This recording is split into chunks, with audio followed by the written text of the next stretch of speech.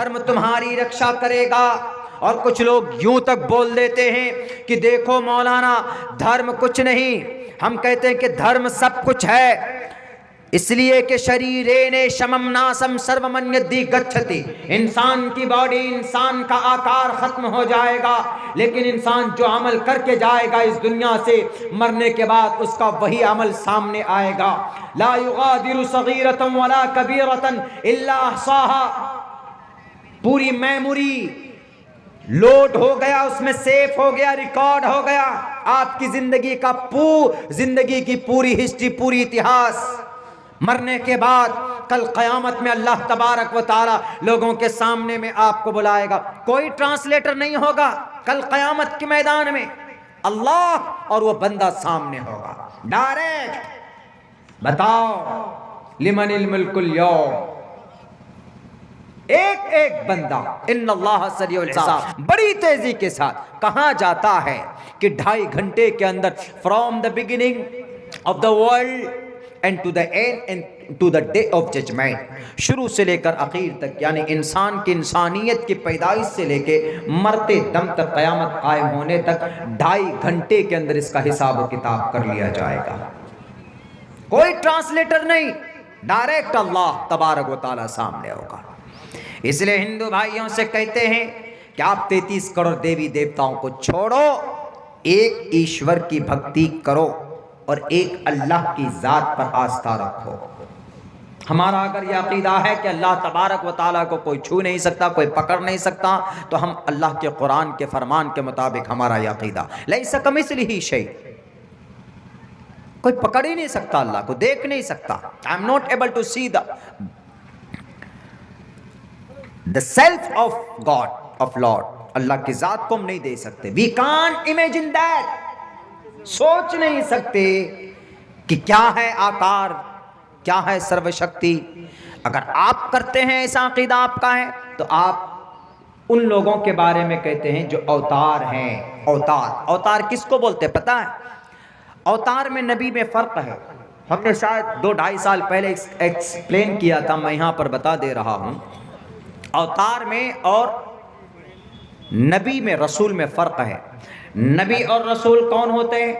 अल्लाह तबारक व ताला इंसानों में से बर्पा पैदा करते, इंसानों में से ही किसी को चुनते हैं कि भाई ये नबी है, या पैदाइश के बाद इंसानों में से, हम और आप में से ही। जैसे अल्लाह के नबी अलैहिस्सलाम को कुरैश में से ही चुना, हाशमी ख़ानदान से चुना, नबी आखिरुज़्ज़मा आप अलैहिस्सलातु वस्सलाम। एक एग्जाम्पल दे रहा हूँ, हज़रत मूसा को उसके कौम से चुना, हज़रत ईसा को उसके कौम, अल्लाह तबारक व ताला ने हज़रत दाऊद को, हज़रत सुलेमान को चुना। तो अल्लाह तबारक व ताला इंसानों में से चुनते हैं, किसी को रसूल बनाते हैं, कि कोई नबी रहते हैं, अल्लाह के पैगाम को, अल्लाह की शरीयत को लोगों तक पहुँचाते हैं। ये हमारा अक़ीदा है कुरान और शरीयत के मुताबिक। लेकिन हमारे हिंदू भाई जो है, उनका यह अक़ीदा नहीं होता है। अवतार मतलब अवतरित होना, उतरना, अवतार से उतरना है। उतरना हिंदी वर्ड है, ये अवतरित संस्कृत से निकला है। It is divine and from the Sanskrit word अवतरुण, अवतरित, अवतार, अवतीर्ण से निकला, अवतीर्ण, उतर जाना। यानी हमारे हिंदू भाइयों का यह अक़ीदा है। गीता के उस मंत्र को पढ़ेंगे तो पता चलेगा, जिसमें कहा गया कि धर्म की जब अच्छाई की जब हानि होती है, जब जिना के बाज़ार गर्म हो जाते हैं, सूद ज़्यादा खाया जाता है, मासूम इंसानों के ऊपर जुल्म ज़्यादती होती है, मज़लूम लोग ज़्यादा पाए जाते हैं, ज़ालिमों का जुल्म बढ़ जाता है, जब तब वो, हाँ, हर इलाके का अवतार अलग होगा। जैसे मिसाल के तौर पर हमारे भारत में कुछ लोग ऐसे हैं कि जो जालिम हैं। वो कौन से जालिम है? मिसाल के तौर पर अगर सियासत के मैदान में कोई करप्ट नेता है, कोई करप्ट नेता का मतलब जुल्म बहुत करता है, बच्चों की, बेटियों की, समाज की बेटियों की रेप करता है, और कोई भी अगर मंत्री बना बैठा है तो जितने भी डिपार्टमेंट उसके पास है तो वो सब पैसा को खा जाता है, हड़प कर जाता है। तो जुल्म हुआ, जनता का पैसा खाया, बेटियों की इज्जत लूटी, अपने पावर का गलत इस्तेमाल किया। तो अब इस नेता को, इस मंत्री जी को सुधारने के लिए हिंदू भाइयों का अक़ीदा, इस मंत्री जी को सुधारने के लिए, इस एमएलए एमपी साहब को सुधारने के लिए ईश्वर आएगा, मंत्री बनकर ही आएगा। यानी वो नेता बनकर आएगा, वो नेता बनकर ही आएगा, एक आम जनता नागरिक बनकर नहीं आएगा। अगर कोई डाकू है, राक्षस है, तो उस डाकू और राक्षस को मारने के लिए ईश्वर डाकू और राक्षस बनकर ही आएगा। ये कॉन्सेप्ट है। और वो पैदा नहीं करता है, बल्कि वो अपने अंदर कन्वर्ट करके, अपने अंदर चेंजिंग करके, and convert to human beings and convert to mankind of the world, वो दुनिया के इंसानों के तरह बन के अपने आप को अपनी जात में तब्दील करके इंसान बनकर आ जाता। जहां जो जरूरत पड़ जाती वहां वैसा बनकर के आ जाएगा और उस बुराई का सत्यानाश करेगा, उस बुराई को खत्म करेगा। यदा यदा ही, जब जब धर्म सगलाने, धर्म का हानि होता है, भवति भारत अभ्युत्थानम धर्मस्य तदात्मानम, तब तब धर्म की रक्षा के लिए, धर्म की हिफाजत के लिए, उसको बचाने के लिए वो इंसानी रूप धारण करके इस पृथ्वी पर आता है, तब जाकर वो धर्म की रक्षा करता है। यानी धर्म महान है। तो पूछो ना इन लोगों से, ये लोग जो बोलते हैं, मुसलमानों से सवाल करते हैं कि मुसलमान पहले तुम्हारा धर्म है कि पहले तुम्हारा मुल्क है, लोगों को उलझाते हैं। अगर आप कहेंगे कि मैं पहले मुसलमान, तो पहले अगर आपने बोल दिया कि मैं मुसलमान हूं, मैं धार्मिक हूं, तो आप टेररिस्ट हैं, आप दाइश से जुड़े हुए हैं, आप अल-कायदा के आदमी हैं। ये फौरन आपके ऊपर एकदम आरोप लग जाएगा। आपने पहले धर्म धार्मिक क्यों बोला अपने आप को? हालांकि क्या कहा गया, धर्म का कितना बेहतर सुंदर ताकीद की गई है। धार्मिक बोलने को क्या कहा कि बी रिलीजियस पर्सन, धार्मिक बनो। कौन कहता है? गीता कहता है। संस्कृत में श्लोक और मंत्र मौजूद है, धर्मो रक्षति रक्षतः, धर्म की रक्षा करोगे तो धर्म तुम्हारा रक्षा करेगा। ये मंत्र है, श्लोक है। यानी धार्मिक बनने के लिए कहा जा रहा है। अब अगर मुसलमान धार्मिक बनता है, पहले नंबर पर अगर वो बोलते क्या है मैं मुस्लिम, तो आप कहेंगे कि ये मौलाना अब्दुल्ला टेररिस्ट है, इसको देश से मोहब्बत नहीं। देश से मोहब्बत होता तो अपने आप को मुस्लिम के बजाय क्या कहता, आई एम इंडियन, मैं पहले इंडियन। हमसे कई बार सवाल हुए थे, हमने ये जवाब ऐसा दिया था गोल मोल, चूँकि जैसा सवाल वैसा ही जवाब कभी कभी देना पड़ जाता। उन्होंने कहा कि मौलाना आप पहले मुसलमान के पहले इंडियन। हमने कहा कि हम दोनों हैं। अगर बोलते कि पहले इंडियन तो भी मसला खड़ा होता, अगर बोलते कि पहले मुस्लिम तो और बड़ा मसला खड़ा हो जाता। हम पर एफआईआर करके मौलाना अब्दुल्ला सालिम देशद्रोही हैं, इनको अंदर डाल दिया जाए, यूएपीए लगाकर अंदर चले गए। सारी ताकत उनके पास है। अब कैसे जवाब देंगे आप? आपसे अगर कोई सवाल करे, you are a Muslim first, you are Indian first, at that time what will you do, what will you give answer him? क्या जवाब देंगे आप उसको? आपको गोल गोल जवाब देना, ऐसा जवाब देना होगा कि उनकी जो नीयत है फंसाने की, आपको उनकी इस नीयत को तोड़ना पड़ेगा। हमने कहा कि in one time we are both, हम मुस्लिम भी हैं, इंडियन भी, दोनों पहले नंबर पर हैं। हम पहले नंबर पर। बोला it is impossible, how is it possible, कैसे हो सकता है भाई? एक के बाद तब ना दूसरा आता है। पहले नंबर पर कुछ होगा, तब दूसरे नंबर पर कुछ होगा, तब तीसरे नंबर पर कुछ होगा। ये बात समझने की। कुछ लोग ऐसे हैं जो इस तरह के डिवाइड करते। हमने कहा कि नहीं भाई साहब, ऐसा है मामला कि कभी कभी ऐसा होता है कि एक वक्त में दो चीज़ इस्तेमाल हो जाती है, एक वक्त में, सेम टाइम में। बोला कैसे? हमने कहा कि आपका नाक है ना, नाक में दो सुराख हैं, तो आप दोनों से सांस लेते हो ना एक वक्त में। ऐसा तो नहीं कि इसको सीमेंट लगा के बंद कर लेते हो कि नहीं एक हफ्ता इससे सांस लेंगे, इसको फिर बंद करके रखेंगे, एक हफ्ते के बाद फिर इस सुराख को खोलेंगे। हमने कहा कान है आपके, आप एक कान को तो रुई ठूस कर बंद करके नहीं रखते हैं कि ये स्टॉक में रहेगा, स्टपनी बनकर रहेगा, 15 दिन में 20 दिन में जब उसके बाद इसको बंद करेंगे तब इसको खोलेंगे। हमने कहा ऐसा तो नहीं, इन one time you used and both, दोनों को यूज कर रहे हैं ना। हमने कहा कि वो छोड़िए, आप दांत हैं आपके पास 32 के 32 दांत है, कौन से जबड़े को आप खाने में, मटन खाने में यूज करते हैं? 2 आंख है, कौन सा आप पहले यूज करते हैं, दायां कि बायां? बताइए कौन सा यूज करते हैं आप? बोला मौलाना ये तो नेचुरली है, ये तो इन वन टाइम दोनों इस्तेमाल होता, कुदरत के तौर पर निज़ाम है इसका, ऐसा बनाया हुआ है।